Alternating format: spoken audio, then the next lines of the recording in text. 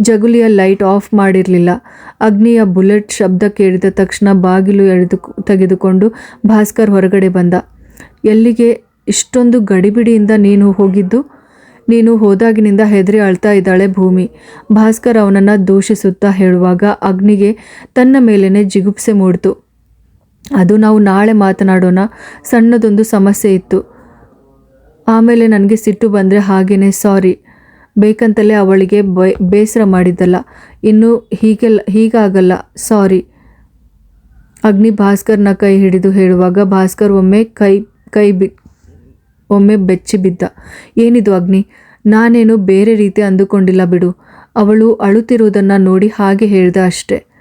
ನೀನು ಹೋಗಿ ಮಲ್ಗು, ಬಹಳ ಹೊತ್ತಾಯಿತು. ಭಾಸ್ಕರ್ ಅವನನ್ನು ರೂಮ್ಗೆ ಕಳುಹಿಸಿ ತಾನು ಮಲಗಲು ಹೋದ. ರೂಮ್ನ ಬಾಗಿಲು ತೆಗೆಯುತ್ತಿರುವುದನ್ನು ಕಂಡು ಭೂಮಿ ಮುಖ ಮೇಲಕ್ಕೆತ್ತಿ ನೋಡಿದಳು. ಅಗ್ನಿ ಬಂದಿದ್ದಾನೆ ಎಂದು ತಿಳಿದ ತಕ್ಷಣ ಅವಳು ಕಾಲು ಕೆಳಗೆ ಬಿಟ್ಟು ಕುಳಿತಳು. ಹತ್ತು ಕೆಂಪಾದ ಅವಳ ಕಣ್ಣುಗಳನ್ನು ಮತ್ತು ಚದುರಿದ ಕೂದಲುಗಳನ್ನು ಕಂಡಾಗ ಅಗ್ನಿಗೆ ವಿಪರೀತ ನೋವಾಯಿತು. ಅವನು ಅವಳ ಬಳಿ ಬಂದು ಕುಳಿತು ಅವಳ ಬಲಗೈ ಹಿಡಿದು ಭೂಮಿಯ ಮುಖವನ್ನೊಮ್ಮೆ ನೋಡಿದ. ನಾನು ಮಾಡಿದ್ದು ತಪ್ಪು ಅಂತ ಗೊತ್ತು, ಆದರೆ ಆ ಕ್ಷಣದ ಪರಿಸ್ಥಿತಿಯಲ್ಲಿ ನನ್ನ ಜೊತೆ ನೀನಿದ್ದೀಯಾ ಅಂತಲೂ ನಾನು ಮರೆತು ಬಿಟ್ಟೆ. ಅಪ್ಪನೇ ಮನೆಯಿಂದ ಕಾಲ್ ಮಾಡಿದ್ದು. ಅಭಿರಾಮಿಯ ಮೇಲೆ ನಾನು ಹಾಕಬೇಕೆಂದಿದ್ದ ಕೇಸ್ ಹಾಕಬೇಡ ಅಂತ ದಿಢೀರಾಗಿ ಹೇಳಲು ಕಾಲ್ ಮಾಡಿದ್ದರು. ದಿಢೀರನೆ ಅದನ್ನು ಹೇಳಿದಾಗ ನನಗೆ ತಡೆಯಲಾಗಲಿಲ್ಲ. ನನಗಿಂತ ತನ್ನ ಸ್ನೇಹಿತ ಮತ್ತು ಆತನ ಮಗಳೇ ಹೆಚ್ಚು ಅಂತ ಅಪ್ಪನಿಗೆ ಅನಿಸಿದಾಗ ಆ ಸಿಟ್ಟಿಗೆ ನಾನು ಹಾಗೆ ಹೊರಟು ಹೋದೆ. ಸಾರಿ ಚಿನ್ನ. ಅಗ್ನಿ ಅವಳ ಮುಖವನ್ನೊಮ್ಮೆ ನೋಡಿದರೂ ಅವಳ ಮುಖ ಅರಳಲಿಲ್ಲ. ಭೂಮಿ ರೂಮ್ನಿಂದ ಎದ್ದು ಹೊರಗಡೆ ಹೋಗುತ್ತಿರುವುದನ್ನು ಕಂಡು ಅವನು ಅವಳ ಹಿಂದೆ ಹೋದ. ಅಡುಗೆ ಮನೆಯ ಹಿಂಬಾಗಿಲು ತೆಗೆಯುತ್ತಿರುವುದನ್ನು ಕಂಡಾಗಲೇ ಅವಳು ಬಾತ್ರೂಮ್ಗೆ ಹೋಗುತ್ತಿದ್ದಾಳೆ ಅಂತ ಅವನಿಗೆ ಅರ್ಥವಾಗಿತ್ತು. ಭೂಮಿ ಹೋಗುವುದನ್ನೇ ನೋಡುತ್ತಾ ಅವನು ಅಡುಗೆ ಮನೆಯ ಬಾಗಿಲಿಗೆ ಹೊರಗೆ ನಿಂತ. ಸ್ವಲ್ಪ ಹೊತ್ತಿನ ನಂತರ ಅವಳು ಹಿಂತಿರುಗಿ ಬರುವಾಗ ಮುಖವೆಲ್ಲ ತೊಳೆದು ಸ್ವಚ್ಛಗೊಳಿಸಿಕೊಂಡಿದ್ದಳು. ಬಹಳ ಅತ್ತ ಕಾರಣದಿಂದ ಕಣ್ಣಿನ ರೆಪ್ಪೆಗಳು ಈಗಲೂ ಊದಿಕೊಂಡಿವೆ. ಅಗ್ನಿಗೆ ಬಹಳ ಸಂಕಟವಾಯಿತು. ನಾನು ನಿನ್ನ ಕಾಲು ಹಿಡಿಬೇಕಾ? ಅಗ್ನಿಯ ದಿಢೀರ್ ಪ್ರಶ್ನೆ ಕೇಳಿ ಅವಳು ಕಣ್ಣು ಮೇಲಕ್ಕೆತ್ತಿ ಅವನನ್ನೊಮ್ಮೆ ನೋಡಿದಳು. ಬೇಕಾ? ತಪ್ಪು ಅಂತ ಗೊತ್ತಿರುವ ಕಾರಣದಿಂದಲೇ ಕೇಳ್ತಿದ್ದೀನಿ. ನನ್ನಿಂದ ನಿನಗೆ ಬೇಸರವಾಗಬಾರ್ದು ಅಂತ ಅಂದುಕೊಂಡಿದ್ದೆ, ಆದರೆ ಒಂದಲ್ಲ ಒಂದು ಕಾರಣದಿಂದ ನನ್ನಿಂದಾಗಿ ನೀನು ಬೇಸರಗೊಳ್ತಾ ಇದ್ದೀಯಾ? ಭೂಮಿಗೆ ನೆಮ್ಮದಿಯ ಜೀವನ ಸಿಗಬೇಕಾದ್ರೆ ನಾನು ದೂರ ಆಗಬೇಕು ಅಂತ ಅನಿಸಿದರೆ ಹೇಳಿಬಿಡು. ನನ್ನ ವರ್ತನೆಯಿಂದಾಗಿ ನೀನು ಬೇಸರ ಪಟ್ಟುಕೊಳ್ಳೋದನ್ನು ನೋಡೋದಕ್ಕೆ ನನಗೆ ಆಗಲ್ಲ. ಭೂಮಿ ಏನೂ ಮಾತನಾಡಲಿಲ್ಲ. ಅವಳ ಕಣ್ಣುಗಳು ತುಂಬಿ ಹರಿಯಲಾರಂಭಿಸಿದವು. ಶಬ್ದ ಹೊರಗೆ ಬರದಂತೆ ಬಾಯಿ ಮುಚ್ಚಿಕೊಂಡು ಅವಳು ಗೋಡೆಗೆ ಒರಗಿಕೊಂಡಳು. ಆದರೆ ಅವಳನ್ನು ಮೀರಿ ಬಿಕ್ಕಳಿಕೆ ಹೊರಗೆ ಬಂತು. ಭಾಮಿ. ಅಗ್ನಿ ಅವಳ ಹೆಗಲನ್ನು ಮುಟ್ಟಲು ಹೋದಾಗ ಭೂಮಿ ಅವನ ಕೈಯನ್ನು ತಳ್ಳಿ ಮುಖ ಮುಚ್ಚಿಕೊಂಡಳು. ಹೀಗೆ ಅಳಬೇಡ. ಭಾಸ್ಕರ್ ಕೇಳಿದರೆ ಏನು ಅಂದ್ಕೊಳ್ತಾನೆ? ಬಾ. ಅಗ್ನಿ ತನ್ನ ಮೈ ಮುಟ್ಟಲು ಬಿಡದೆ ಅವನ ಕೈಯನ್ನು ಬಲವಾಗಿ ತಳ್ಳಿಬಿಟ್ಟಳು. ಭಾಮಿ, ಕಷ್ಟಪಟ್ಟು ನನ್ನನ್ನು ಪ್ರೀತಿಸಬೇಡಿ. ದೂರ ಆಗಬೇಕು ಅಂತ ನಿಮಗೆ ಅನ್ನಿಸಿದ್ರೆ ಹೊರಟು ಹೋಗಿ. ನಾನು ಯಾರಿಗೂ ಹೊರೆಯಾಗಲ್ಲ. ಅವಳಿಗೆ ಅಳುವಿನ ಕಾರಣದಿಂದ ಮಾತನಾಡಲು ಸಾಧ್ಯವಾಗ್ತಾ ಇರಲಿಲ್ಲ. ಭಾಮಿ, ಹೊರಟು ಹೋಗಿ. ನಾನು ಹೊರೆಯಾಗಲ್ಲ ಯಾರಿಗೂ. ನಾನು ಬದುಕುವುದರಿಂದ ತಾನೇ ಎಲ್ಲರಿಗೂ ಹೊರೆಯಾಗಿದ್ದು.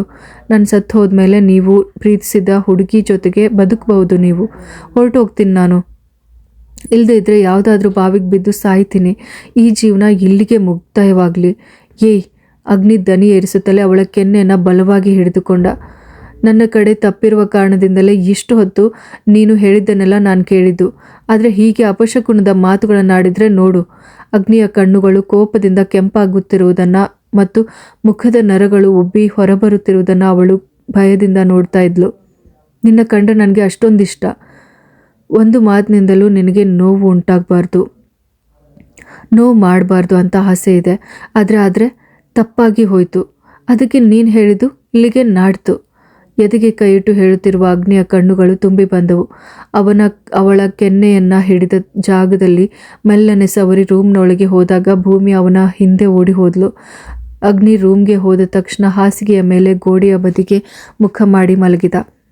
ಅವನು ಮಲಗಿದ್ದ ರೀತಿಯನ್ನು ಕಂಡ ತಕ್ಷಣ ಭೂಮಿಯ ಎದೆ ಝಲ್ಲೆಂದಿತು. ಭೂಮಿ ಮತ್ತೇನನ್ನೂ ಯೋಚಿಸದೆ ಅವನ ಪಕ್ಕದಲ್ಲೇ ಮಲಗಿ ಅವನನ್ನು ಅಪ್ಪಿಕೊಂಡು ಅವನ ಬೆನ್ನಿಗೆ ಮುಖ ಒರಗಿಸಿಕೊಂಡಳು. ತನ್ನ ಬೆನ್ನಿಗೆ ತಾಗುತ್ತಿರುವ ಅವಳ ಬಿಸಿ ಕಣ್ಣೀರನ್ನು ಅರಿತು ಅಗ್ನಿ ತಿರುಗಿ ಮಲಗಿ ಅವಳ ಮುಖವನ್ನು ಎದೆಗೊತ್ತಿಕೊಂಡ. ಕೋಪ ಮಾಡ್ಕೋಬೇಡಿ ಅಗ್ನಿ. ನನಗೆ ನಿಮ್ಮನ್ನು ಬಿಟ್ಟರೆ ಬೇರೆ ಯಾರೂ ಇಲ್ಲ. ಅವಳು ಮೆಲ್ಲನೆ ಮುಖ ಮೇಲಕ್ಕೆತ್ತಿ ಹೇಳಿದಾಗ ಅಗ್ನಿ ಒಮ್ಮೆ ಮುಗುಳ್ನಕ್ಕ. ನಾವು ಬೇರೆ ಆಗೋಣ್ವಾ ಭೂಮಿ? ನನ್ನಿಂದಾಗಿ ನಿನ್ನ ಭವಿಷ್ಯ ಹಾಳಾಗ್ತಾ ಇದೆನಾ ಅಂತ ನನಗೆ ಭಯ ಆಗ್ತಾ ಇದೆ. ಅದೀಗ ನಿನಗೂ ನಿಜಕ್ಕೂ ಭಯವಾಗ್ತಿದೆ. ಭೂಮಿ ಕಣ್ಣುಗಳನ್ನು ಒರೆಸಿಕೊಳ್ಳುತ್ತಾ ಅವನನ್ನು ನೋಡಿ ಹೇಳುವಾಗ ಅಗ್ನಿಗೆ ವಿಷಯ ಅರ್ಥವಾಗದೆ ನೋಡಿದ. ನನ್ನನ್ನು ನೀವು ಬೇಕಂತಲೇ ನೋಯಿಸುತ್ತಿಲ್ಲ ಅಂತ ನನಗೆ ಗೊತ್ತು. ಅದೆಲ್ಲ ಆ ಕ್ಷಣದ ಪರಿಸ್ಥಿತಿಗೆ ತಕ್ಕಂತೆ ವರ್ತಿಸಬೇಕಾಗಬಹುದು. ಆದರೆ ದೂರ ಆಗೋಣ್ವಾ? ಆಗಲಿ, ನಾನು ತಡೆಯಲ್ಲ. ನೀವು ನನಗೆ ಬೇಡ ಅಂತ ಹೇಳಿದರೆ ನಾನು ಆ ಕ್ಷಣವೇ ಶ್ರೀಗೆ ಕಾಲ್ ಮಾಡಿ ಇಷ್ಟ ಅಂತ ಹೇಳ್ತೀನಿ. ನಾನು ಬದುಕ್ತೀನಿ, ನೋಡ್ತೀರಿ. ಅಷ್ಟೊತ್ತಿನವರೆಗೂ ಅನುಭವಿಸುತ್ತಿದ್ದ ಮಾನಸಿಕ ಒತ್ತಡ ಅವಳ ಮಾತುಗಳನ್ನು ಕೇಳುತ್ತಿದ್ದಂತೆಯೇ ಒಂದೇ ಕ್ಷಣದಲ್ಲಿ ಮಾಯವಾಗಿದ್ದು ಅಗ್ನಿಗೆ ಅರಿವಾಯಿತು. ಅಗ್ನಿ ನೋಡಿದ ತಕ್ಷಣ ಅವಳು ಆ ಕಡೆ ತಿರುಗಿ ಮಲಗಿದಳು. ನೀನೇನು ಹೇಳಿದ್ದು? ಅವನಿಗೆ ನಂಬಲಾಗದೆ ಕೇಳಿದ ಪ್ರಶ್ನೆಗೆ ಅವಳಿಗೆ ನಗು ಬಂತು. ಏನು, ಇಷ್ಟು ಹತ್ತಿರದಿಂದ ನಾನು ಹೇಳಿದ್ದೇನು ನಿಮಗೆ ಕೇಳಿಸ್ಲಿಲ್ವೇ? ಕಿವಿಯಲ್ಲಿ ಗುಗ್ಗೆ ಇದ್ದರೆ ಅಲ್ಲೇ ಬಡ್ಸ್ ಇಟ್ಟಿದ್ದೀನಿ. ಭೂಮಿ ನಗು ತಡೆಯುತ್ತಲೇ ಹೇಳಿದ ತಕ್ಷಣ ಅದನ್ನು ನಿನ್ನ ಅಪ್ಪ ರಾಜೇಂದ್ರನಿಗೆ ಕೊಡು. ಈಗ ಮರ್ಯಾದೆಯಿಂದ ನೀನು ಹೇಳಿದ್ದರ ಅರ್ಥವನ್ನು ಬಿಡಿಸಿ ಹೇಳು. ಅಗ್ನಿಯ ಧ್ವನಿ ಕಠಿಣವಾಗುತ್ತಿರುವುದು ಅವಳಿಗೆ ಅರಿವಾಗ್ತಾ ಇತ್ತು. ನನ್ನನ್ನು ಬಿಡುತ್ತೇನೆ ಅಂತ ತಾನೇ ನೀವು ಹೇಳಿದ್ದು? ಹಾಗಾದರೆ ನನಗೂ ಪ್ರತಿದಿನ ಒಂಟಿಯಾಗಿ ಬದುಕೋದಕ್ಕೆ ಆಗಲ್ವಲ್ಲ. ಅದಕ್ಕೆ ನನಗೂ ಶ್ರೀ ಮೇಲೆ ಇಷ್ಟ ಕಮ್ಮಿ ಏನೂ ಇಲ್ಲ ಅಂತ ಹೇಳಿಬಿಡೋಣ ಅಂತ ಅಂದುಕೊಂಡೆ. ಅವಳ ಸೊಂಟದ ಮೇಲೆ ಅವನ ಬೆರಳುಗಳು ಒತ್ತಿದ ತಕ್ಷಣ ಭೂಮಿ ಒಮ್ಮೆಲೆ ಚೀರಿಕೊಂಡಳು. ರೀ, ಏನಿದು ಮಾಡಿದ್ದು? ಬಹಳ ನೋವಾಗ್ತಿದೆ. ಉಸ್. ಅವಳು ಆ ಜಾಗವನ್ನು ಸವರಿಕೊಳ್ಳುತ್ತಲೇ ಹೇಳುವಾಗ ಅಗ್ನಿ ಅವಳನ್ನು ತೀಕ್ಷ್ಣವಾಗಿ ನೋಡಿದ. ಹೋಗಿ ಹೇಳು, ನಿನಗೆ ಸರಿ ಹೊಂದುವವರನ್ನೇ ಮದುವೆಯಾಗಿ ಚೆನ್ನಾಗಿರು. ಪ್ರಾಣವನ್ನೇ ಕಿತ್ತುಕೊಟ್ರು ಬೆಲೆ ಕೊಡದ ನಿನ್ನಂಥವಳನ್ನು ಪ್ರೀತಿಸಿದ್ದೆ ನಾನು ಮಾಡಿದ ತಪ್ಪು. ಹುಡುಗಿ ನಗ್ತಿರೋದನ್ನು ನೋಡು. ಆಗಲೇ ನೀವೇ ತಾನೇ ಹೇಳಿದ್ದು ನಾವು ದೂರ ಆಗೋಣ ಅಂತ. ಆದರೂ ಈಗ ನನ್ನನ್ನು ದೂಷಿಸ್ತಾ ಇರೋದು ನೋಡು. ಹೊಟ್ಟೆ ಕಿಚ್ಚು ನಿಮಗೆ.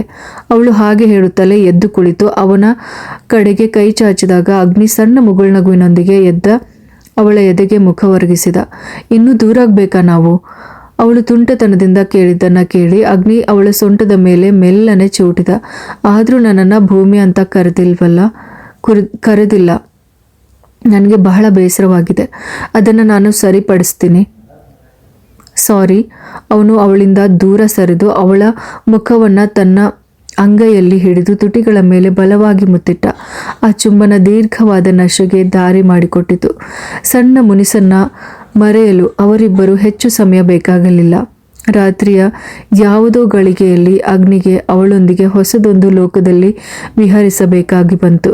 ಪರಸ್ಪರ ಪ್ರೀತಿ ಮತ್ತು ಕಾಮ ಎರಡೂ ಬೆರೆತಾಗ ಅವರ ಬಂಧ ಇನ್ನಷ್ಟು ದೃಢವಾಯಿತು. ಮಾರನೇ ದಿನ ಕಾಲ್ ಮಾಡಿದ್ದರಿಂದ ಅಗ್ನಿ ಮತ್ತು ಭೂಮಿ ಭಾರದ್ವಾಜ್ ಮನೆಯತ್ತ ಪ್ರಯಾಣ ಬೆಳೆಸಿದರು. ಅವರ ಜೊತೆಗೆ ಭಾಸ್ಕರ್ ಕೂಡ ಬಂದಿದ್ದ. ಅಗ್ನಿ ಮತ್ತು ಭೂಮಿ ಅಲ್ಲಿಗೆ ಹೋದಾಗ ಹಾಲ್ನಲ್ಲಿ ಸುಧೀಂದ್ರ ಮತ್ತು ಅವರ ಕುಟುಂಬ ಕುಳಿತಿತ್ತು. ಅವರನ್ನು ಕಂಡ ತಕ್ಷಣ ಅಗ್ನಿಯ ಮುಖ ಗಂಟಿಕ್ಕಿತು. ಅಗ್ನಿ, ಅಲ್ಲಿ ಕೂತ್ಕೋ, ಇಲ್ಲಿ ಕೂತ್ಕೋ ಮಗಳೇ, ನೀನು ಇಲ್ಲಿ ಕೂತ್ಕೋ. ಮಹಾದೇವ್ ಅಗ್ನಿ ಮತ್ತು ಭೂಮಿಯತ್ತ ನೋಡಿ ಹೇಳಿದ ತಕ್ಷಣ ಅಗ್ನಿ ಅಂಗಳದಲ್ಲಿ ಬೈಕ್ ನಿಲ್ಲಿಸಿ ಬರುತ್ತಿರುವುದನ್ನು ಭಾಸ್ಕರನ್ನ ನೋಡಿದ. ಬಾಬಾ ಕೂತ್ಕೋ. ಅಗ್ನಿ ಅದರ ಆತಿಥ್ಯದಿಂದಲೇ ಭಾಸ್ಕರ್ನನ್ನು ಕರೆದು ತನ್ನ ಪಕ್ಕದಲ್ಲಿ ಕೂರಿಸಿಕೊಂಡ. ಆದರೆ ಅವನು ಗೊತ್ತಿಲ್ಲದಂತೆಯೇ ಒಮ್ಮೆಯೂ ಮಹಾದೇವನ ಕಡೆಗೆ ಕಣ್ಣೆತ್ತಿ ನೋಡಲಿಲ್ಲ. ಯಾವಾಗಲೂ ತನ್ನ ಪರವಾಗಿ ನಿಲ್ಲುತ್ತಿದ್ದ ಅಪ್ಪ ತಾನೇ ತನ್ನನ್ನು ಅರ್ಥ ಮಾಡಿಕೊಳ್ಳಲಾಗಲಿಲ್ವಲ್ಲ ಎನ್ನುವ ನೋವು ಅವನ ಮನಸ್ಸಿನಲ್ಲಿ ತುಂಬಿತ್ತು. ಅಭಿರಾಮಿ ಅಗ್ನಿಯ ಎದುರಿಗಿರುವ ಸೋಫಾದಲ್ಲಿ ಕುಳಿತು ಅವನ ಹಿಂದೆ ನಿಂತಿರುವ ಭೂಮಿಯನ್ನು ದ್ವೇಷದಿಂದ ನೋಡುತ್ತಿರುವುದನ್ನು ಅಗ್ನಿ ಗಮನಿಸಿದ್ದ. ಭಾಸ್ಕರ್, ನಾನು ನಿನಗೆ ಇಲ್ಲಿಗೆ ಬರಲು ಹೇಳಿದ್ದು ಯಾಕೆ ಅಂತ ನಿನಗೆ ಗೊತ್ತಿರಬೇಕಲ್ಲ. ಹಾಗೆ ಊಹಿಸಿ ಕಂಡು ಹಿಡಿಯಲು ಅವನೇನು ಮನಃಶಾಸ್ತ್ರಜ್ಞನಲ್ಲ, ಒಮ್ಮೆ ಸಾಮಾನ್ಯ ಕೂಲಿ ಕಾರ್ಮಿಕ. ಎಲ್ಲರನ್ನೂ ಇಲ್ಲಿ ಸೇರಿಸಿದ್ದೇಕೆ ಅಂದರೆ ಅವರ ಕಾರಣವನ್ನು ಭಾರದ್ವಾಜ್ ಮನೆಯ ಮಹಾದೇವ್ ಅವರೇ ಹೇಳಬಹುದಿತ್ತು. ಸ್ವಲ್ಪವೂ ಮೃದುತ್ವವಿಲ್ಲದೆ ಅಗ್ನಿ ಹೇಳಿದ್ದನ್ನು ಹೇಳಿ ಸುಮಿತ್ರಾ ಭಯದಿಂದ ಇನ್ನೂ ಏನೇನಾಗುತ್ತದೆಯೋ ಎಂದು ಯೋಚಿಸಿ ಆದಿಯನ್ನು ನೋಡಿದರು. ಸುಮಿತ್ರಾಳ ಮುಖಭಾವವನ್ನು ಕಂಡು ಆದಿ ಏನೂ ಇಲ್ಲ ಎನ್ನುವಂಥ ಕಣ್ಣು ಮಿಟುಕಿಸಿದ. ಅಗ್ನಿ, ಅಪ್ಪನ ಜೊತೆ ನೀನು ಮಾತನಾಡುತ್ತಿರುವುದು ಮರೆತು ಹೋಗಬಾರ್ದು. ಆದಿ ಗದರುವಂತೆ ಹೇಳುವಾಗ ಅಗ್ನಿ ಅವನನ್ನೊಮ್ಮೆ ತೀಕ್ಷ್ಣವಾಗಿ ನೋಡಿದ. ಅವನನ್ನು ತಡೆಯಬೇಡ ಆದಿ. ಅವನು ಏನು ಹೇಳಿದ್ರು ಅದನ್ನು ಕೇಳುವ ಮನಸ್ಸು ನನಗಿದೆ. ಯಾಕೆಂದರೆ ಅವನ ಕಡೆ ನ್ಯಾಯವಿದೆ. ಮಹಾದೇವ ಆದಿಯನ್ನ ತಡೆದು ಹೇಳುವಾಗ ಅಗ್ನಿ ತಿರಸ್ಕಾರದಿಂದ ತುಟಿ ಕೊಟ್ಟಿದ. ಅಗ್ನಿ ಅಪ್ಪ ಹೇಳುತ್ತಿರುವುದು ತಪ್ಪು ಅಂತ ಅಪ್ಪನಿಗೂ ಗೊತ್ತು. ಆದರೆ ಈ ಅಂಗಳದಲ್ಲಿ ಆಡಿ ಬೆಳೆದ ಮಕ್ಕಳು ನೀವೆಲ್ಲರೂ. ಹಾಗಾಗಿ ನಿಮ್ಮಲ್ಲಿ ಯಾರು ತಪ್ಪು ಮಾಡಿದ್ರು ಶಿಕ್ಷಿಸುವಾಗ ನಮಗೆ ನೋವಾಗುತ್ತೆ. ಮಗನೇ ಭಾಸ್ಕರ್, ಭೂಮಿಗೆ ಅಭಿರಾಮಿ ಮಾಡಿದ್ದು ನಿಜಕ್ಕೂ ತಪ್ಪೆ. ಅದರಲ್ಲಿ ಎಂದಿಗೂ ಅಪ್ಪ ಸಮರ್ಥಿಸಿಕೊಳ್ಳಲ್ಲ. ಆದರೆ ಅವಳು ಮಾಡಿದ ತಪ್ಪಿಗೆ ಕ್ಷಮೆ ಕೇಳಲು ತಯಾರಿದ್ದಾಳೆ. ನಾವು ಇದನ್ನು ಇಲ್ಲಿಗೆ ಮುಗಿಸಿದ್ರೆ ಆಗಲ್ವಾ? ಸ್ಟೇಷನ್ ಅದು ಇದು ಅಂತ ಹೋದರೆ ಒಂದು ಹೆಣ್ಣು ಮಗಳ ಭವಿಷ್ಯನೂ ಹಾಳಾಗಿ ಹೋಗುತ್ತೆ. ಅದಕ್ಕಾಗಿ ಭೂಮಿಗೆ ಇವಳು ಮಾಡಿದ್ದನ್ನೆಲ್ಲ ಕ್ಷಮಿಸಿ ಇವಳಿಗೆ ಇನ್ನು ಮುಂದೆನೂ ಅವಳನ್ನು ಕೊಲ್ಲೋದಕ್ಕೆ ಅವಕಾಶ ಮಾಡಿಕೊಡ್ಬೇಕು ಅಂತಾನೆ ಅಪ್ಪ ಹೇಳ್ತಾ ಇರೋದು ಅಲ್ವಾ? ಅಗ್ನಿಯ ಮುಖ ಸಿಟ್ಟಿನಿಂದ ಬಿಗಿಯಾಯಿತು. ಅಗ್ನಿ ಹಾಗಲ್ಲ, ಅವಳು ಮಾಡಿದ್ದು ತಪ್ಪು ಅಂತ ನಮ್ಮೆಲ್ರಿಗೂ ಗೊತ್ತು. ಅದಕ್ಕೆ ಭೂಮಿಯ ಕಾಲಿಗೆ ಬಿದ್ದು ಕ್ಷಮೆ ಕೇಳೋದಾದರೂ ನಾನೇ ಕೇಳ್ತೀನಿ. ಆದರೆ ಇವಳ ಭವಿಷ್ಯವನ್ನು ಹಾಳು ಮಾಡಬೇಡ. ಅಗ್ನಿಯ ಮುಂದೆ ಕೈ ಮುಗಿದುಕೊಂಡು ಸುಧೀಂದ್ರ ಹೇಳುವಾಗ ಅಭಿರಾಮಿ ತಲೆ ತಗ್ಗಿಸಿ ಕುಳಿತಿದ್ದಳು. ಸರಿ, ಇವಳ ಭವಿಷ್ಯವನ್ನು ನಾವು ನೋಡೋಣ. ಆದರೆ ಇವಳೇನು ಮನುಷ್ಯಳಲ್ವಾ? ಇವಳ ಪ್ರಾಣಕ್ಕೇನು ಬೆಲೆನೇ ಇಲ್ವಾ? ಸ್ವಂತ ಮಗಳು ಮಾಡಿದ ತಪ್ಪನ್ನು ಮುಚ್ಚಿ ಹಾಕುವಾಗ ಒಂದು ಕ್ಷಣ ಇವಳ ಅತಿ ಬುದ್ಧಿಯಿಂದ ನನ್ನ ಹೆಂಡತಿಗೆ ಏನಾದರೂ ಆಗಿದ್ದಿದ್ರೆ ನಾನೇನು ಮಾಡಬೇಕಾಗಿತ್ತು? ಅದನ್ನು ಕೂಡ ಅಂಕಲ್ ನನಗೆ ಹೇಳಿಕೊಡ್ಬೇಕು. ಭರದ್ವಾಜ್ ಮನೆಯಲ್ಲಿ ಅಗ್ನಿಯ ಧ್ವನಿ ಮೊಳಗಿತ್ತು. ಅವಳಿಗೆ ಒಂದು ಅಚಾತುರ್ಯವಾಯಿತು ಅಂತ ಹೇಳಿದ್ದಾರಲ್ವಾ? ನಿನ್ನ ಹೆಂಡತಿ ಆಪತ್ತಿನಿಂದ ಪಾರಾಗಿದ್ದಾಳೆ ತಾನೆ? ಇನ್ನೇನು ಅದರ ಬಗ್ಗೆ ಮಾತನಾಡುವುದರಲ್ಲಿ ಅರ್ಥ? ಸೌಮ್ಯ ಅಗ್ನಿಯನ್ನು ನೋಡಿ ವ್ಯಂಗ್ಯವಾಗಿ ಕೇಳಿದ್ರು. ಹೌದು, ಹೀಗೇನೆ ಉತ್ತರ ಕೊಡಬೇಕು. ಇವಳು ಸತ್ತು ಹೋಗಿದ್ರು ಇದೇ ರೀತಿ ಹೇಳಬೇಕು. ಅವಳು ಸತ್ತೇ ಹೋದ್ಲಲ್ಲ, ಇನ್ನು ಮಾತನಾಡೋದ್ರಲ್ಲಿ ಅರ್ಥವಿಲ್ಲ ಅಂತಲೇ ಕೇಳಬೇಕು. ಯಾಕೆಂದರೆ ನಷ್ಟ ನಿಮಗಲ್ವಲ್ಲ, ನನಗಲ್ವಾ? ಆಮೇಲೆ ಇಲ್ಲಿ ಕುಳಿತಿರುವ ಇವಳ ಅಣ್ಣನಿಗೆ. ಅಗ್ನಿ ಕುಳಿತಿದ್ದರಲ್ಲಿಂದ ಎದ್ದು ಸೌಮ್ಯ ಬಳಿ ಹೋಗಿ ಹೇಳಿದ ತಕ್ಷಣ ಅವರು ಏನೂ ಮಾತನಾಡಲು ಬಾಯಿ ತೆರೆದರು. ಸೌಮ್ಯ, ನಿನ್ನ ನಾಲ್ಗೆ ಅಗತ್ಯವಿಲ್ಲವಿದ್ದಲ್ಲಿ ಮಾತ್ರ ಬಳಸಿದ್ರೆ ಸಾಕು. ಇವಳ ಕೈಯಲ್ಲಿ ಇದೆಲ್ಲ ಮಾಡಿಸಿದ್ದೆ ನೀನು ಅಂದರೆ ಅದೇ 100ಕ್ಕೆ 100 ಸತ್ಯ. ಅದಕ್ಕೆ ಬಾಯಿ ಮುಚ್ಕೊಂಡು ಸುಮ್ಮನಿರು. ಸುಧೀಂದ್ರ ಹೇಳಿದ್ದನ್ನು ಕೇಳಿ ಸೌಮ್ಯ ಅಸಮಾಧಾನದಿಂದ ಮುಖ ತಿರುಗಿಸಿದ್ರು. ಮಗನೇ, ಇವಳನ್ನು ನಾನು ಸಮರ್ಥಿಸ್ಕೊಳ್ತಾ ಇಲ್ಲ. ಆದರೆ ಒಬ್ಬಳೇ ಮಗಳು. ಇವಳ ಭವಿಷ್ಯ ಜೈಲಿನಲ್ಲಿ ಕೊನೆಯಾಗೋದಾದರೆ ನಮಗೆ ಇಲ್ಲಿ ನೆಮ್ಮದಿಯಾಗಿ ಒಂದಿನೂ ಬದುಕೋದಕ್ಕೆ ಸಾಧ್ಯವಿಲ್ಲ. ನಾನು ನಿನ್ನ ಕಾಲು ಹಿಡಿತಾ ಇದ್ದೀನಿ. ಇದನ್ನು ಮುಂದೆ ತೆಗೆದುಕೊಂಡು ಹೋಗಬೇಡ. ಸುಧೀಂದ್ರ ಅಗ್ನಿಯ ಕಾಲ ಬಳಿ ಹೋಗಿ ಕಾಲು ಮುಟ್ಟಲು ಹೋದ ತಕ್ಷಣ ಅವನು ಕಾಲು ಹಿಂದಕ್ಕೆ ಎಳೆದುಕೊಂಡ. ಮಗನೇ, ಬೇಡ, ಒಂದು ಮಾತು ಕೇಳ್ತೀನಿ ನಾನು. ಇದಕ್ಕೆ ತದ್ವಿರುದ್ಧವಾಗಿದ್ದರೆ ನಿಮ್ಮ ಮಗಳಿಗೆ ಯಾರಾದರೂ ಹೀಗೆ ಮಾಡಿದರೆ ನೀವೇನು ಮಾಡ್ತಾ ಇದ್ರಿ? ಅವನ ಪ್ರಶ್ನೆಗೆ ಉತ್ತರಿಸಲಾಗದೆ ಸುಧೀಂದ್ರ ಕುಸಿದು ಹೋದರು. ಹಾಗೇನಾದರೂ ಆಗಿದ್ರೆ ಸುಮ್ಮನೆ ಇರ್ತಾ ಇದ್ರಾ ನೀವು? ಇಲ್ವಲ್ಲ, ಹಾಗೇನೇ ತಾನೆ ನಾನು ಈಗ ಮಾಡ್ತಾ ಇರೋದು. ನನ್ನ ಹೆಂಡತಿ ಇವಳು, ಇದು ಅವಳ ಅಣ್ಣ. ಏನಾದರೂ ಆಗಿದ್ರೆ ಹೀಗೆ ಕಾಲು ಹಿಡಿದು ಕ್ಷಮೆ ಕೇಳಿದ್ರೆ ಸಾಕ? ಇನ್ನು ನಾನು ಕೇಸ್ಗೆ ಹೋಗಲ್ಲ ಅಂತ ಅಂದುಕೊಂಡ್ರು ಇವಳಿಗೆ ನನ್ನ ಭಾಮಿಯ ಮೇಲಿರುವ ಸೇಡು ಕೊನೆಯಾಗುತ್ತಾ? ಇಲ್ಲ, ಏನಾದರೂ ಒಂದು ಸೃಷ್ಟಿಸಿ ಮತ್ತೆ ಇವಳು ನಮ್ಮ ಜೀವನವನ್ನು ನಾಶ ಮಾಡ್ತಾ ಇರ್ತಾಳೆ. ಅದಕ್ಕೆ ನಾನು ತೆಗೆದುಕೊಳ್ತಾ ಇರೋ ನಿರ್ಧಾರನೇ ಸರಿ. ಸುಧೀಂದ್ರ ಕುಸಿದು ಕೂತಿರೋದನ್ನು ಕಂಡು ಮಹಾದೇವ್ ಅವರ ಹೆಗಲ ಮೇಲೆ ಕೈ ಇಟ್ಟರು. ಪರವಾಗಿಲ್ಲ ಬಿಡು, ಅವನ ಪ್ರಶ್ನೆಗೆ ನನ್ನ ಬಳಿ ಉತ್ತರವಿಲ್ಲ. ಅವನ ಜಾಗದಲ್ಲಿ ನಾನಿದ್ರೆ ಸುಮ್ಮನೆ ಇರ್ತಾ ಇರಲಿಲ್ಲ. ಅದನ್ನೇ ಅಗ್ನಿನೂ ಮಾಡ್ತಾ ಇದ್ದಾನೆ. ನನ್ನ ಮಗಳೇ ಆಗಿದ್ದಿದ್ರೆ ಅವಳಿಗೆ ತಪ್ಪು ಮಾಡಿರೋದನ್ನು ನಾನು ಸುಮ್ಮನೆ ಬಿಡ್ತಾ ಇರಲಿಲ್ಲ. ಸತ್ಯ ತಾನೇ ಅದು. ನಾನು ಅರ್ಥ ಮಾಡ್ಕೊಳ್ಬೇಕಾಗಿತ್ತು. ಒಬ್ಬ ತಂದೆಯ ಸ್ವಾರ್ಥ. ಹಾಗೆ ಯೋಚಿಸಿನೇ ನಾನು ಅಗ್ನಿಯ ಕಾಲು ಹಿಡಿದಿದ್ದು. ಪರವಾಗಿಲ್ಲ, ಉಪ್ಪು ತಿಂದವನು ನೀರು ಕುಡಿಲೇಬೇಕು. ಸುಧೀಂದ್ರ ಮಾತು ಬದಲಾಯಿಸಿದ ತಕ್ಷಣ ಸೌಮ್ಯ ಮತ್ತು ಅಭಿರಾಮಿ ಬೆಚ್ಚಿ ಬಿದ್ರು. ಜೈಲಿಗೆ ಹೋಗ್ತೀನಿ ಅಂತ ನೆನೆಸಿಕೊಂಡಾಗ ಅಭಿಗೆ ಲೋಕನೇ ಮುಗಿದು ಹೋದಂತಾಯಿತು. ಆದರೆ ಸೌಮ್ಯಗೆ ತನ್ನ ಮಗಳನ್ನು ಕಳೆದುಕೊಳ್ಳುವ ಪರಿಸ್ಥಿತಿಯನ್ನು ಕಲ್ಪಿಸಿಕೊಳ್ಳಲು ಸಾಧ್ಯವಾಗಲಿಲ್ಲ. ಅವರಿಗೆ ಹುಚ್ಚು ಹಿಡಿದಂತಾಗಿತ್ತು. ಹಾಗಾದರೆ ಸುಧೀಂದ್ರ ಹೇಳುತ್ತಿರುವ ನಮ್ಮ ಮಗಳು ಜೈಲಿಗೆ ಹೋಗಬೇಕು ಅಂತನಾ? ಕೋರ್ಟು, ಸ್ಟೇಷನ್ ಅಂತ ಅವಳ ಭವಿಷ್ಯ ಹಾಳಾಗೋದನ್ನು ನೋಡಲು ಇವರ ಜೊತೆ ನೀವು ತಯಾರಾದ್ರ? ಆದರೆ ನಾನು ಒಪ್ಪಲ್ಲ ಇದಕ್ಕೆ. ಅವಳಿಗೆ ಒಂದು ಕ್ಷಣ ಬುದ್ಧಿ ಮಂಕಾಗಿ ಹಾಗೆ ಮಾಡಿಬಿಟ್ಲು. ಅದಕ್ಕೋಸ್ಕರ ಅವಳ ಇಡೀ ಭವಿಷ್ಯವನ್ನು ಇವರ ಕಾಲು ಬುಡಕ್ಕೆ ಹಾಕ್ತೀರಾ ನೀವು? ಸೌಮ್ಯ ಸುಧೀಂದ್ರರ ಮುಂದೆ ದನಿ ಏರಿಸುವುದನ್ನು ಕಂಡು ಅಗ್ನಿ ಎದ್ದೇಳಲು ಹೋದಾಗ ಭೂಮಿ ಅವನ ಹೆಗಲ ಮೇಲೆ ಕೈ ಇಟ್ಟಳು. ಅದರೊಂದಿಗೆ ಅವನು ಅಲ್ಲೇ ಕುಳಿತು ಅವಳ ಕೈಯ ಮೇಲೆ ತನ್ನ ಕೈಯನ್ನಿಟ್ಟ. ಅಭಿರಾಮಿಗೆ ಈ ದೃಶ್ಯ ಕಂಡು ಹೃದಯ ಒಡೆದಂತಾಯಿತು. ಸೌಮ್ಯ, ಕರಿಬೇಡಿ ನನ್ನನ್ನು.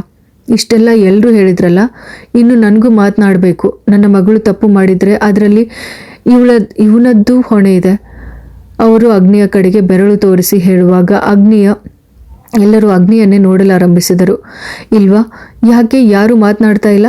ಇವನು ಒಮ್ಮೆ ಕ್ಷಮಿಸಿದ್ರೆ ನನ್ನ ಮಗಳು ಈ ತಪ್ಪು ಮಾಡ್ತಾ ಇದ್ಲಾ? ಅಗ್ನಿಯ ಜಾತಕ ದೋಷದಿಂದಲೇ ತಿಳಿಸಿದರೆ ಪ್ರಾಣದ ಮೇಲೆ ಆಸೆ ಇರುವ ಯಾವ ಹುಡುಗಿಯಾದರೂ ಒಮ್ಮೆ ಹೆದರ್ಕೊಳ್ತಾಳೆ. ಅಷ್ಟನ್ನೇ ಇವಳು ಕೂಡ ಮಾಡಿದ್ದು. ಅದು ಅಷ್ಟು ದೊಡ್ಡ ತಪ್ಪು ಅಂತ ನನಗನ್ಸಿರ್ಲಿಲ್ಲ. ಯಾಕೆಂದರೆ ಇವಳಂತೇನೆ ನನ್ನ ಮಗಳ ವಿಚಾರದಲ್ಲಿ ನನಗೂ ಭಯವಾಗಿತ್ತು. ನನಗೆ ಮಾತ್ರವಲ್ಲ, ಇಲ್ಲಿರುವ ಎಲ್ಲರಿಗೂ ಹೆದರಿಕೆಯಾದದ್ದು ಸತ್ಯ ತಾನೆ. ಆದರೆ ಈಗ ನನ್ನ ಮಗಳು ಮಾತ್ರ ಇವನಿಗೆ ದ್ರೋಹ ಮಾಡಿದವಳಾದರೂ. ಸೌಮ್ಯ ಮಾತನ್ನು ಕೇಳಿ ಅಗ್ನಿ ಸಿಟ್ಟಿನಿಂದ ಹಾರಿಯದ್ದ. ಯಾರಿಗೂ ದ್ರೋಹ ಮಾಡಿದ್ದೀವಿ ಅಂತ ಹೇಳಿಲ್ಲ ಆಂಟಿ. ಸ್ವಂತ ಜೀವನವನ್ನು ಸುರಕ್ಷಿತ ಮಾಡಿಕೊಳ್ಳಲು ಮತ್ತೊಬ್ಬಳನ್ನು ಮದುವೆಯಾಗಲು ಹೇಳಿದಾಗಲೂ ನಾನು ದೂರಾಗಿದ್ದು. ಮಾನವೀಯತೆಯಿಂದ ಇರೋ ಯಾರಾದರೂ ಅದಕ್ಕೆ ಒಪ್ತಾ ಇರಲಿಲ್ಲ. ನಾಳೆ ನನಗೊಂದು ಗುಣವಾಗದ ಕಾಯಿಲೆ ಬಂದರೂ ಇವಳು ಹೀಗೆ ಮಾಡ್ತಾಳೆ. ಅಲ್ಲಿಯೂ ಅವಳು ತನ್ನ ಜೀವನವನ್ನೇ ಸುರಕ್ಷಿತ ಮಾಡಿಕೊಳ್ಳಲು ಮಾತ್ರನೇ ನೋಡ್ತಾಳೆ. ನಾನೊಬ್ಬ ಸಾಮಾನ್ಯ ಮನುಷ್ಯ. ನನ್ನ ಸುಖ ದುಃಖದಲ್ಲಿ ಜೊತೆಯಾಗಿ ನಿಲ್ಲಲಾಗದವಳನ್ನು ಪ್ರೀತಿಸೋದಕ್ಕೆ ನನಗೆ ಸಾಧ್ಯ ಇಲ್ಲ. ಅಷ್ಟಕ್ಕೂ ಮಾನವೀಯತೆಯಿಂದ ಇದ್ದಿದ್ರೆ ಭಾಮಿಗೆ ಹೀಗೆಲ್ಲ ಮಾಡೋದಕ್ಕೆ ಇವಳು ಮುಂದಾಗ್ತಾ ಇದ್ಲ. ಆ ಜಾತಕ ದೋಷ ಕೇಳಿ ಕುಸಿದು ನಿಂತಿದ್ದ ನನ್ನನ್ನು ಒಂದು ಮಾತಿನಿಂದಲೂ ಸಮಾಧಾನ ಪಡಿಸಲು ನಿಲ್ಲದೆ ಮತ್ತೊಬ್ಬಳನ್ನು ಮದುವೆ ಆಗುವಂತ ಹೇಳಿದವಳನ್ನು ಕೊಲ್ಲಲೇ ಬಿಟ್ಟದ್ದು ನನ್ನ ಕರುಣೆ ಅಂತ ಅಂದುಕೊಂಡ್ರೆ ಸಾಕು. ಅಗ್ನಿ ಅವರ ಮೇಲೆ ದನಿ ಏರಿಸುವಾಗ ಎಲ್ಲರೂ ತಲೆ ತಗ್ಗಿಸಿದರು. ಅವನು ಹೇಳಿದ್ದೆಲ್ಲವನ್ನು ಸತ್ಯವಾಗಿತ್ತು. ಯಾರೂ ಅವನಿಗೆ ಆಸರೆಯಾಗಿ ನಿಂತಿರಲಿಲ್ಲ. ಓಹ್, ಆಗಲೂ ನನ್ನ ಮಗಳೇ ಅಪರಾಧಿ. ಹಾಗಾದರೆ ಈ ನಿಂತಿದ್ದಾಳಲ್ಲ, ಇವಳು ಯಾರು ನಿಜವಾಗ್ಲೂ? ಭಾರದ್ವಾಜ ಮನೆಯ ಕಿರಿ ಮಗನ ಹೆಂಡತಿಯಾಗಿ ಬಂದ ಇವಳಿಗೆ ಸಾವಿನ ಭಯವಿಲ್ಲ ಅಂತ ಎಲ್ಲರೂ ಘಂಟಾಘೋಷವಾಗಿ ಭಾಷಣ ಮಾಡ್ತಿದ್ದಿರಲ್ಲ. ಎಲ್ಲರೂ ಹೆದರುವ ಸಾವಿಗೆ ಇವಳೊಬ್ಬಳೇ ಯಾಕೆ ಹೆದರುತ್ತಿಲ್ಲ? ಅದಕ್ಕೆ ಉತ್ತರವಿಲ್ವಾ? ಯಾರ ಬಳಿನೂ? ನಾನು ಹೇಳ್ತೀನಿ ಅದಕ್ಕೆ ಉತ್ತರ. ಒಂದು ಕಾಸಿಗೂ ಗತಿ ಇಲ್ಲದ ಅಣ್ಣ ಮತ್ತು ತಂಗಿ ಸೇರಿ ಮಾಡಿದ ಪ್ಲಾನ್ ಇದು. ಜಾತಕ ದೋಷವನ್ನು ಲೆಕ್ಕಿಸದೆ ಇವನ ಹೆಂಡತಿಯಾಗಿ ಇಲ್ಲಿಗೆ ಸೇರಿಕೊಂಡು ಇರುವುದನ್ನೆಲ್ಲ ಕಬಳಿಸಲು ಬಂದಿದ್ದಾರೆ ಇವರು. ಇಲ್ಲದಿದ್ದರೆ ಕಸದ ತೊಟ್ಟಿಯಲ್ಲಿ ಬೀಳಬೇಕಾದ ಇವರನ್ನೆಲ್ಲ ಯಾರಾದರೂ ಮನೆಗೆ ಸೇರಿಸ್ಕೊಳ್ತಾರಾ? ಮರ್ಯಾದೆ ಇಲ್ಲದ ಜನ. ಪಟಾರ್! ಸೌಮ್ಯಳ ಮುಂದೆ ಒಂದು ಫ್ಲವರ್ ವ್ಯಾಸ್ ಬಂದು ಛಿದ್ರವಾಯಿತು. ಎಲ್ಲರೂ ಫ್ಲವರ್ ವ್ಯಾಸ್ ಎಲ್ಲಿಂದ ಬಂದ ದಿಕ್ಕಿನತ್ತ ಆಘಾತದಿಂದ ನೋಡಿದಾಗ ಅದನ್ನು ಎಸೆದವರನ್ನ ಕಂಡು ನಂಬಲಾಗದೆ ದಿಗ್ಭ್ರಮೆಗೊಂಡು ನಿಂತು ಬಿಟ್ರು. ಈ ಥರದ ಮತ್ತಷ್ಟು ಇಂಟ್ರೆಸ್ಟಿಂಗ್ ಕತೆಗಳನ್ನು ನಾನು ನಿಮ್ಮ ಮುಂದೆ ತಗೊಂಡು ಬರ್ತೀನಿ. ಹಾಗಿದ್ರೆ ಮಿಸ್ ಮಾಡದೆ ನಮ್ಮ ಯೂಟ್ಯೂಬ್ ಚಾನಲ್ ಕಥಾಸಾಗರ ಯೂಟ್ಯೂಬ್ ಚಾನಲ್ನ ಇವತ್ತೇ ಸಬ್ಸ್ಕ್ರೈಬ್ ಮಾಡ್ಕೊಳ್ಳಿ. ಹಾಗೆ ಕತೆ ಇಷ್ಟ ಆಗಿದ್ರೆ ಲೈಕ್ ಮಾಡಿ. ಹಾಗೆ ನಿಮ್ಮ ಫ್ರೆಂಡ್ಸ್ ಹಾಗೂ ಫ್ಯಾಮಿಲಿಗೆ ಇವತ್ತೇ ಶೇರ್ ಮಾಡಿ. ಧನ್ಯವಾದಗಳು.